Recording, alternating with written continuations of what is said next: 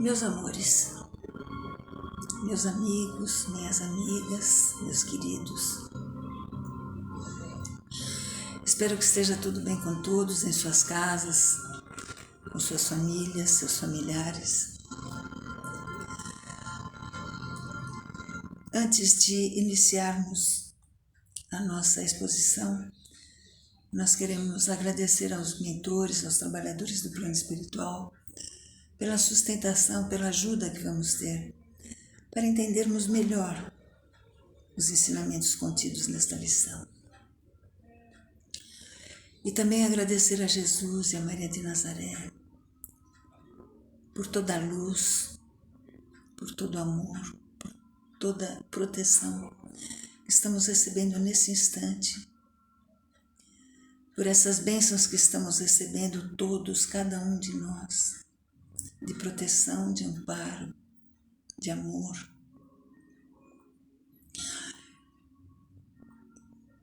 Pedir licença a Jesus e a Maria de Nazaré para iniciarmos a nossa exposição com suas bênçãos mencionadas.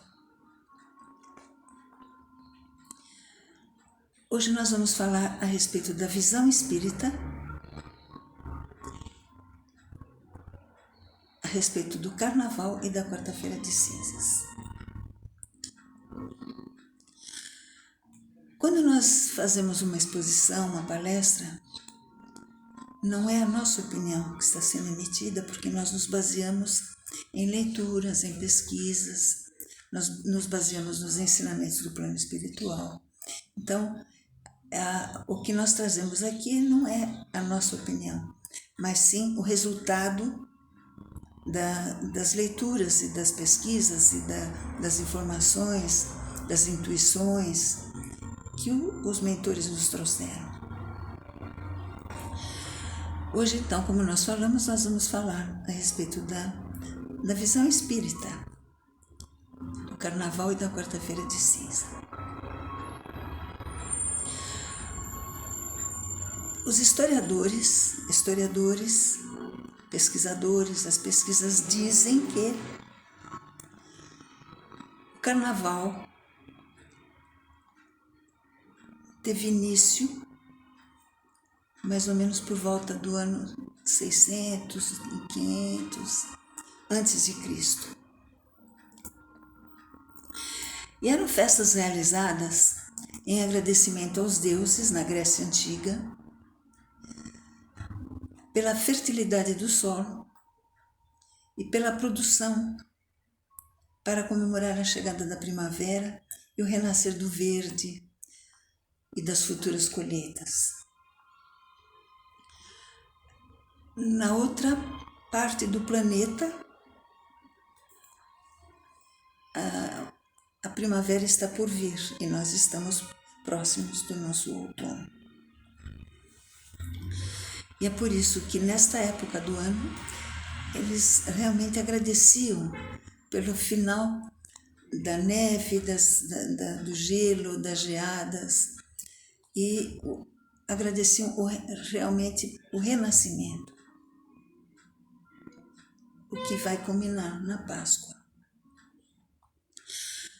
Também, de acordo com pesquisas, de acordo com historiadores, com pesquisadores, a palavra carnaval deriva do latim e carnes levale, que significa retirar a carne, absorver a carne, dar um estágio para que não se dê tanto valor à carne. Em outras palavras, seria a morte da carne ou adeus à carne. Na Igreja Católica, as festas pagãs ganharam novos significados, porque a Igreja Católica deu ênfase a este termo latim, adeus à carne. E com os fiéis deixando de se alimentar com carne, é claro, por motivos óbvios que não vamos comentar agora, por razões óbvias. Então, no século XI, a Igreja Católica implantou a Semana Santa, que antecedia Então, os 40 dias de jejum, que seria a quaresma, os 40 dias, a quarentena. Depois deste período, após as festas, acontecia esse grande período de abstinência e de jejum, e como seu próprio nome em latim diz, carnes levali, quer dizer, a tirar completamente o poder, a energia da carne. É claro que este longo período de privações acabaria por incentivar diversas festividades antes, nos dias que antecediam a quaresma. E consequentemente, antes da quarta-feira de cinza, então havia festa e abuso de bebidas, de comidas, de consumo de carne. E depois a igreja, então, disse que haveria necessidade, depois desses abusos, que haveria necessidade de jejum para a purificação espiritual e para a purificação do corpo. No Evangelho segundo o Espiritismo, nós aprendemos que a nossa abstinência de qualquer sorte não deve ser de alimentos de qualquer ordem, mas a nossa abstinência tem que ser de ações que poderiam nos prejudicar espiritualmente. Essa deve ser a nossa abstinência. A prática de coisas que nos elevam espiritualmente. E a prática de atitudes que nos purificam de acordo, pela coerência com a lei divina. De acordo com a doutrina espírita, para a doutrina espírita, não existem ritos, não existem esses tipos de comemorações religiosas, como quarta-feira de cinza, quaresma, carnaval e nem qualquer outra data religiosa. Isso para a doutrina espírita não existe.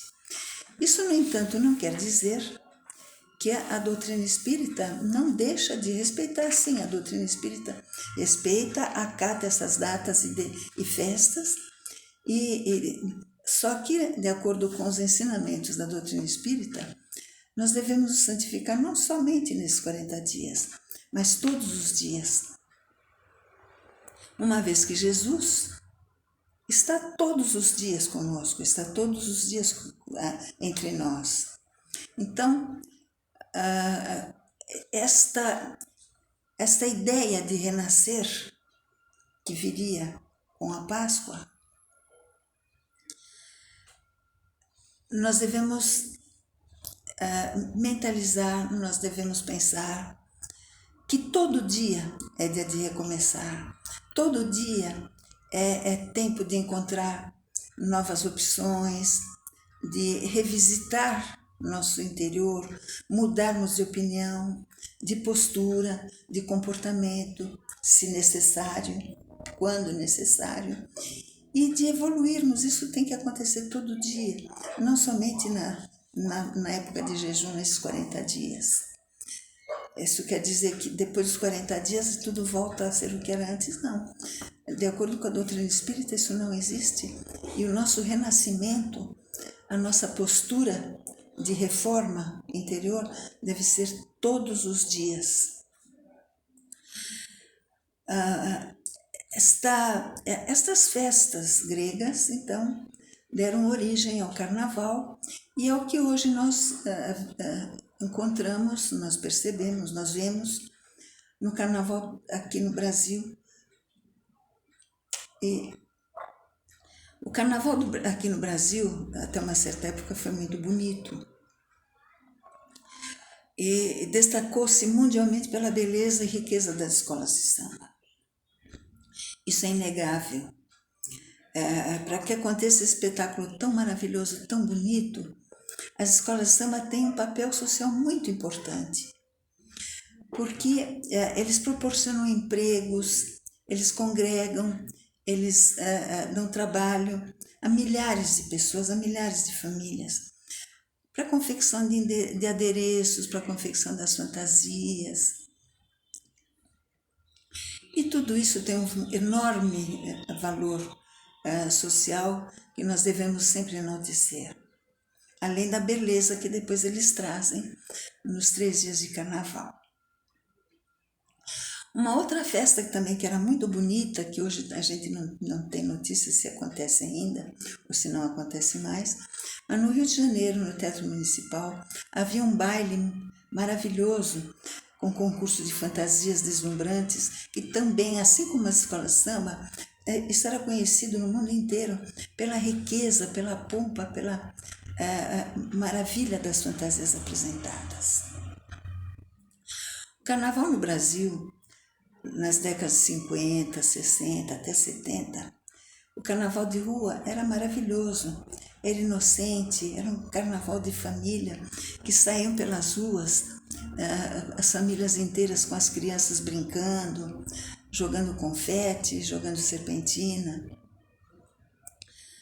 Era um carnaval realmente inocente, puro, gostoso, de brincadeiras sadias.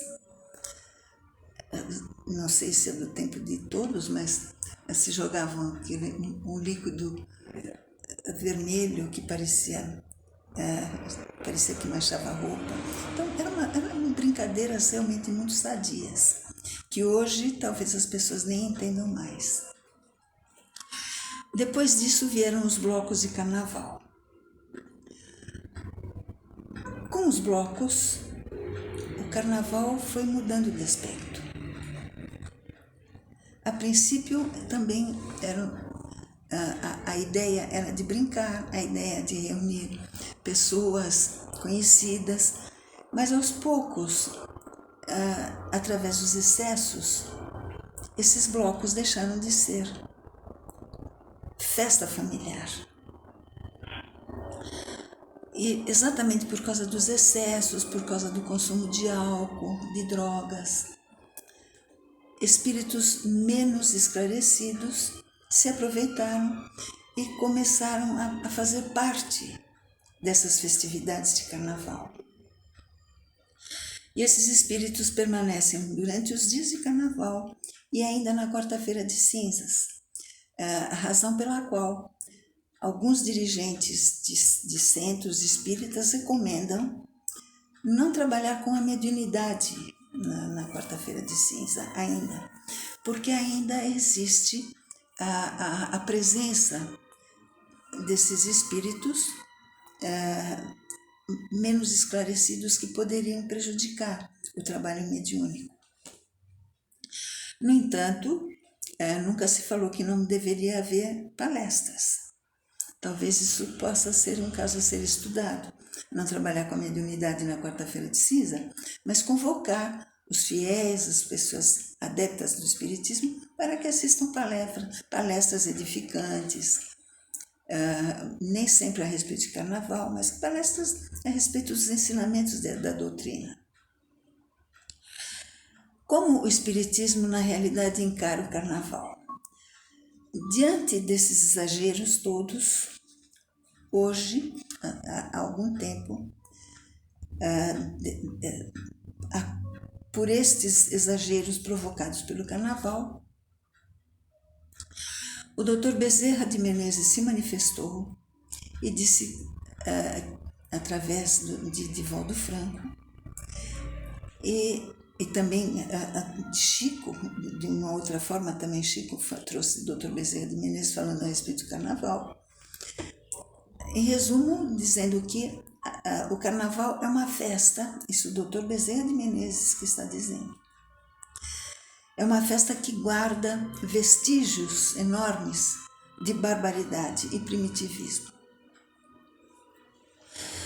E que ainda reinam entre os encarnados, esses espíritos ainda permanecem entre os encarnados, marcados por paixões, por sexo e por prazeres desvairados. Porque eles precisam de nós encarnados para que eles possam satisfazer as suas necessidades, as suas dependências.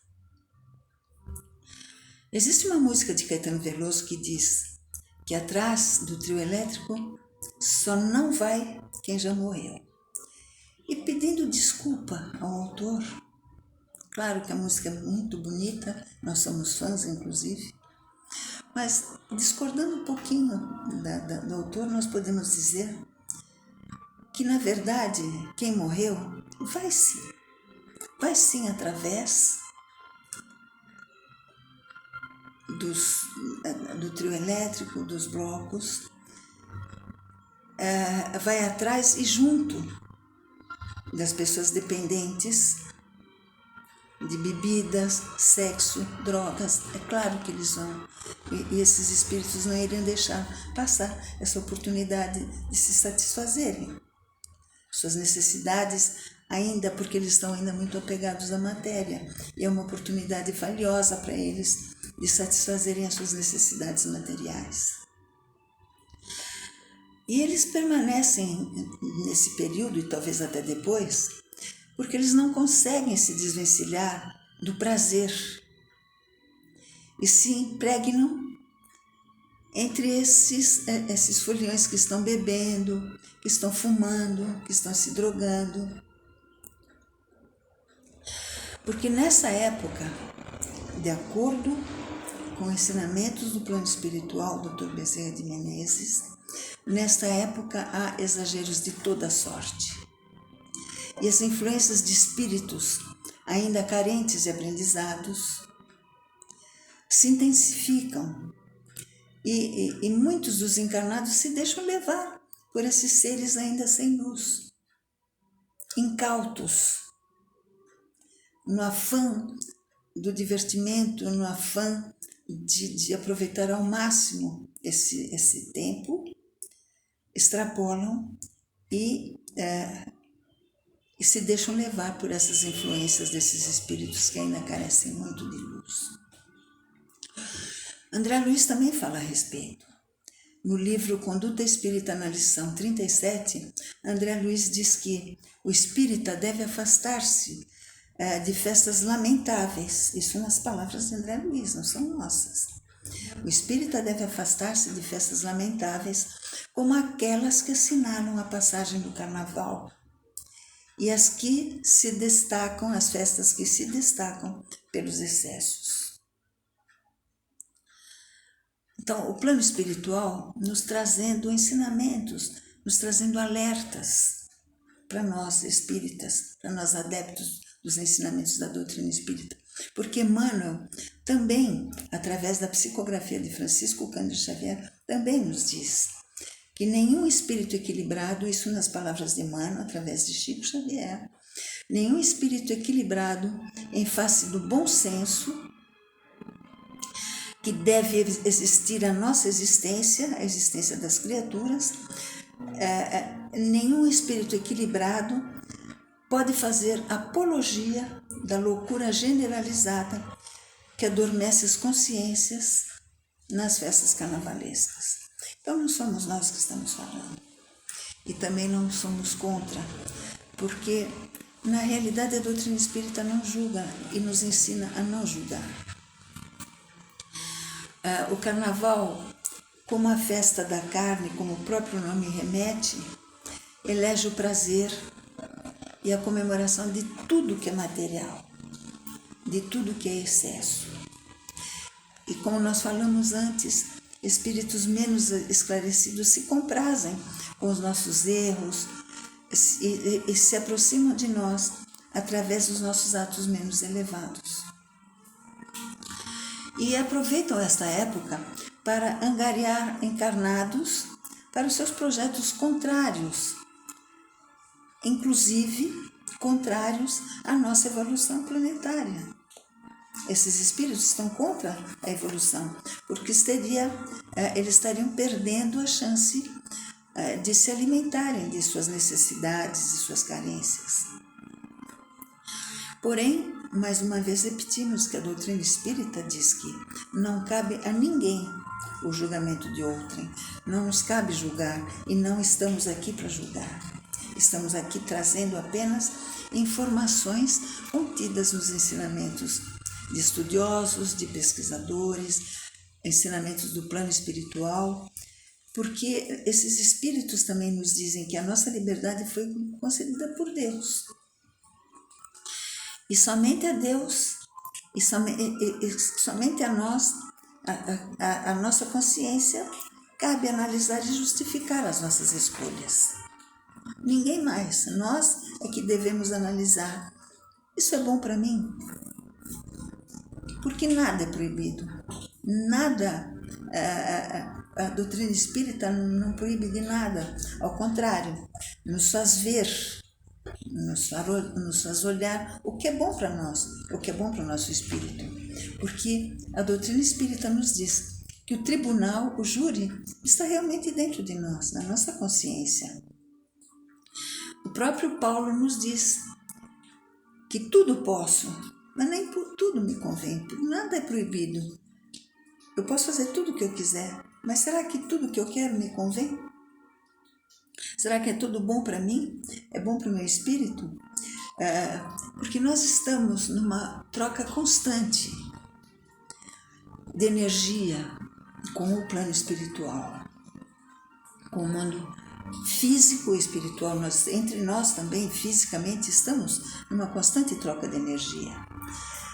As nossas intenções, as nossas energias são diretamente ligadas ao nosso procedimento moral, ao nosso procedimento não só moral, ao nosso procedimento físico. E aí os mentores nos dizem: a doutrina espírita é uma diretriz altamente segura, é uma diretriz de segurança para as nossas vidas. Basta seguir os ensinamentos dos espíritos, porque a doutrina espírita não é como um carrasco que julga, condena, manda e desmanda, não, ao contrário. Só nos diz o que é certo e o que é errado. O próprio Jesus falou: vocês são donos de suas vontades, escolherem a porta estreita ou a porta larga. E nós temos todo o manancial de conhecimento que os espíritos nos trazem acerca das leis divinas. Todo o conhecimento contido nos ensinamentos de Jesus, basta ler os ensinamentos contidos no Evangelho segundo o Espiritismo, ou na Bíblia, ou nos Evangelhos, e cabe a cada um de nós a escolha do caminho a seguir, sem julgamento, sem culpa. Mas é claro que, pela lógica, nós podemos evitar atos que não condizem com a nossa condição espiritual, com a nossa busca de um bem maior. E aqui fica o questionamento, antes da prática daquilo que a nossa consciência está dizendo através dos ensinamentos recebidos. Vale a pena? Será que vale a pena eu carregar essa responsabilidade? A resposta é de cada um. Não existem respostas erradas, não existem respostas certas, existem somente respostas condizentes com o momento evolutivo de cada um de nós, da nossa escolha, do nosso modo de aprendizado, do nosso modo de vida, das nossas atitudes. Não existem respostas erradas, somente respostas condizentes com o nosso momento evolutivo. Nós esperamos que todos entendam que a doutrina espírita não é contra nada. Se as pessoas se sentem bem brincando no carnaval, a escolha é de cada um. Então, a doutrina espírita entende e respeita os mentores. Eles são superiores por causa disso, porque eles já passaram por todas as atribulações, por todos os problemas, por isso que eles são superiores, por isso que eles nos entendem. E a nós só nos resta pedir que Deus nos conceda entendimento e bom senso para decidirmos o que fazer das nossas vidas e da melhor maneira possível, a fim de alcançarmos a evolução desejada em nossos corações. Muito obrigada pela atenção. Que Jesus nos abençoe. E nós estamos... Oi, meu Deus do céu, me desculpa. E nós dois, com certeza, aprendemos muito através dessa lição e da chuva maravilhosa que está acontecendo agora. Fiquem com Deus. Que Jesus nos abençoe. Muito obrigada pela atenção. Até uma próxima vez, se Deus quiser. Um beijo.